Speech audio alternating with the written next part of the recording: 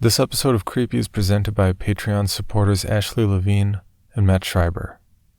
Please consider supporting this podcast and see options for one-time and continuing donations at creepypod.com/support.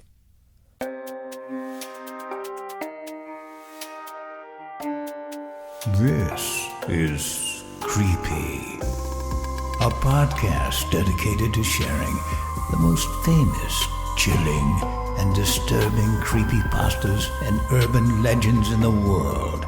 Whether these stories truly happened or are simply fabrications is for you to decide. These stories may contain graphic depictions of violence and explicit language. Listener discretion is advised.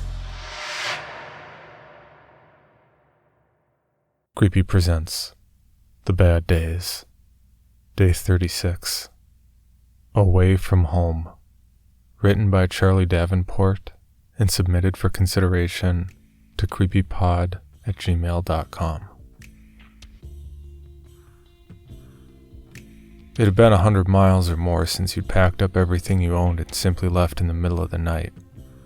You'd driven for hours, long past the point where your eyelids threatened to pull themselves down and snap shut over your aching eyes, but you pushed on. Every hour spent on the road meant more miles between you and everything that you were leaving behind. Everything from the diners you sat through with nothing but angry silence passing between your parents and the creak of your bedroom door in the early morning hours. You drove until there was just a thin sheen of fuel left in the tank and your spine screamed in protest, demanding that you get out of the car and stretch. You debated for some time, but when the gas station with its promise of 24-hour operation came into view, practicality took over.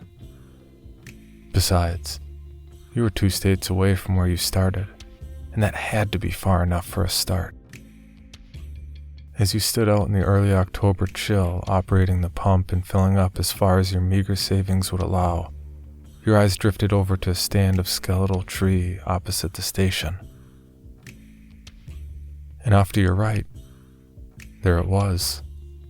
Its shingles grayed from exposure, smeared green from the mold that neglect had allowed to encroach.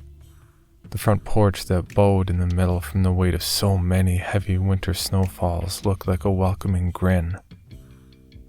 When the light inside, the one by the front hallway, came on, you knew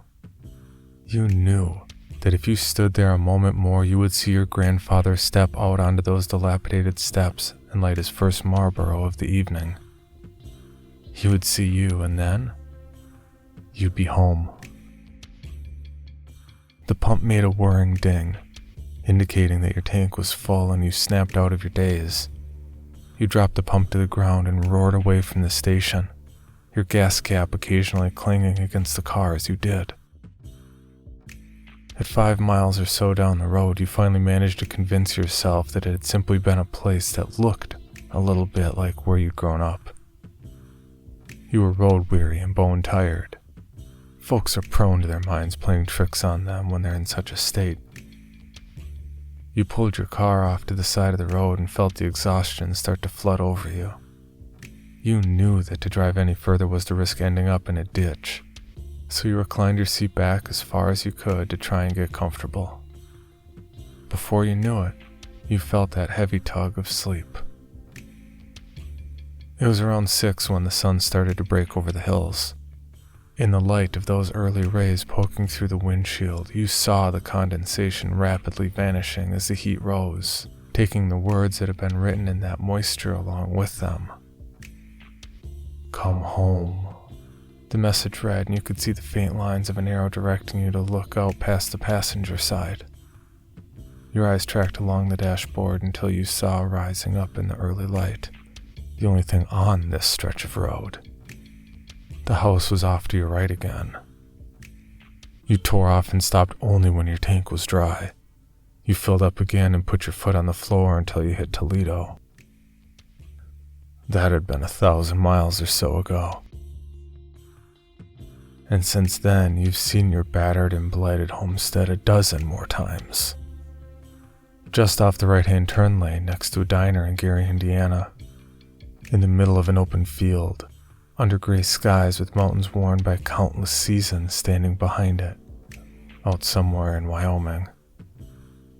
When you were taking the exit off of Route 84 and saw it wedged beneath an overpass in a place called Ogden. Each time as it would fall into view, you would see that porch light come on, welcoming you back to the toxic place that was the closest thing to home you'd ever had, and you'd flee from it in a blind panic, picking directions at random. You drove through Utah and most of Idaho without stopping, running until either you or your car was on empty, and then you'd try and sleep. Always in the car on some roadside or a parking lot, anywhere you could find.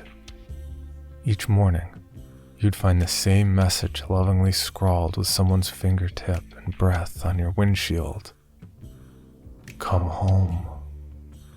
As you crossed into Oregon, a place not so unlike where you'd started, you stopped seeing it.